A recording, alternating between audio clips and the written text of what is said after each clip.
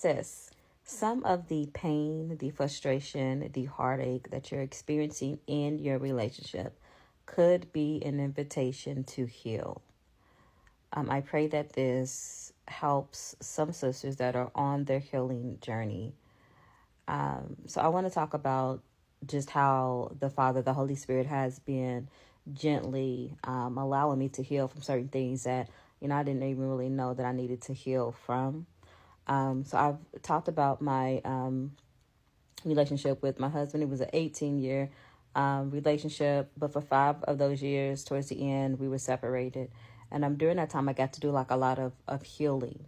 But sometimes some healing will not take place until you are in another relationship, because that's when some things will start to come up. But I want to tell you something that happened to me. And again, this is why I said that you have to be inviting, or I should say you have to welcome the healing that the Father is trying to bring you through.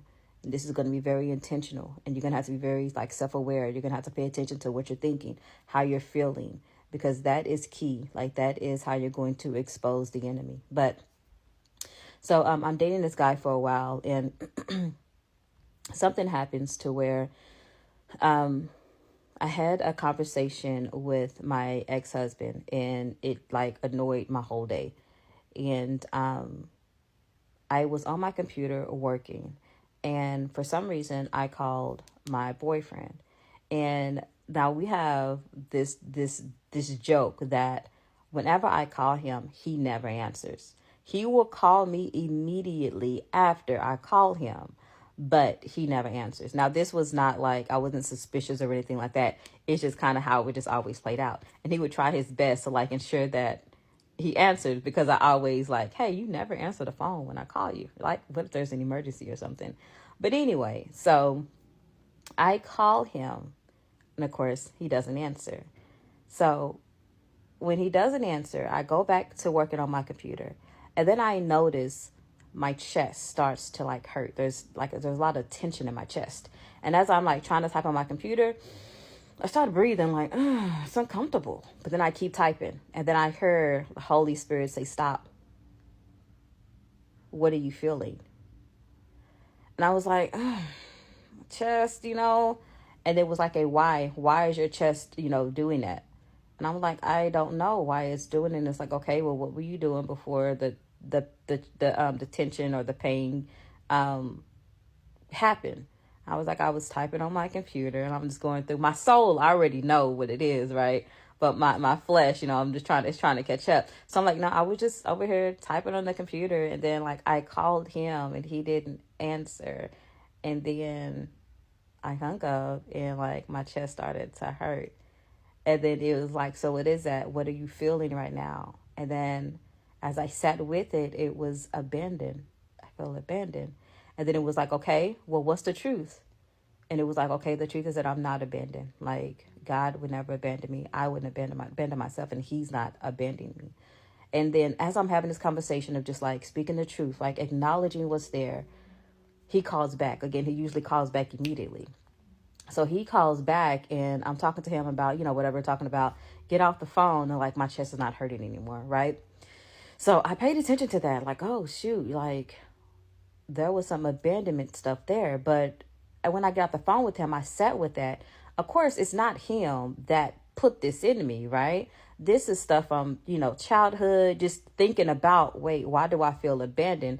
It's oh, you feel abandoned because this happened and that happened and this happened and that happened, right? There's a whole bunch of reasons why, I'm feeling abandoned. But this is also why I say that your fears is what will manifest. This is why you have to ensure that you are trying to live as fearless as possible, because you have some hidden fears you don't even know about. But on your healing journey, this is where those things will come up.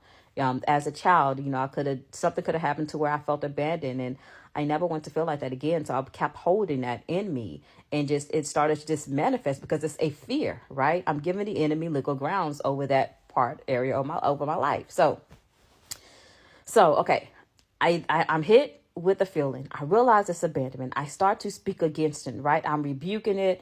I'm healing in real time. And so what happens whenever you start to speak truth, whenever you start to accept truth, immediately you're risen. Your standard is higher. And the enemy's job is to bring you right back down, right? So instantly you can go up. You can say, hey, this is what I deserve. This is who I am.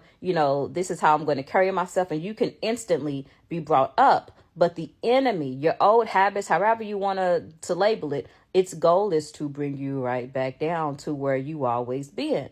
So I'll take that time to just heal, to breathe, to come out of agreement with abandonment, to know that I am always chosen. I am always safe. God is always with me. I would never abandon myself. Even if someone does choose to abandon me, I am not abandoned. That is a them problem. It's not a me problem, right? I'm not abandoned. Even if you abandon me, I am not abandoned. That's not my portion. That's not what I receive, right? So I worked with that. I felt good about that. And it was like, okay, that was something that I learned or whatever. So a couple of days after that, something happens to where me and him, we went a couple of days without talking. Now, because of the dynamic of my marriage, like my tolerance for like BS and like, I just don't have time. I don't have any tolerance for like anything, right? Like no games, no disrespect, no blah, blah, blah. If that's the case, then sir, it was nice meeting you, but this is just not going to work, right? I have my detachment skills are very strong, right? So again, something happens to where me and him are not talking for a couple of days. I then realized that this here is abandonment coming back up. But this time, it is not fazing me at all. Like, I am not tripping. I am not sad. I am not worried. I did not feel abandoned in the moment that I was actually abandoned, right? And I'm kind of being dramatic here, but that was the enemy trying to get me to come back into agreement with it. I've already conquered it, and I've proven that I've conquered it. That is no longer a fear of mine. So a couple of days pass, and I get I don't know if it was a text or it was a phone call. I actually remember a phone call because he was like, "Hey, how come I haven't heard from you in a couple of days?" And so then we just kind of started having a conversation, right? We just started to kind of fix whatever the issue was. I can't even remember what it was, but y'all, that is when I realized that sometimes it's going to take you being in these situations or in these relationships in order for you to heal from certain things. And eventually I ended up telling him about like everything that transpired. And I thanked him for like allowing me to be in a space, creating a space that I can heal very softly, very gently. When these things come up, I take full accountability for them. Now, I never looked at him as someone that was abandoning me. I looked at it as I am someone who's feeling abandoned, right?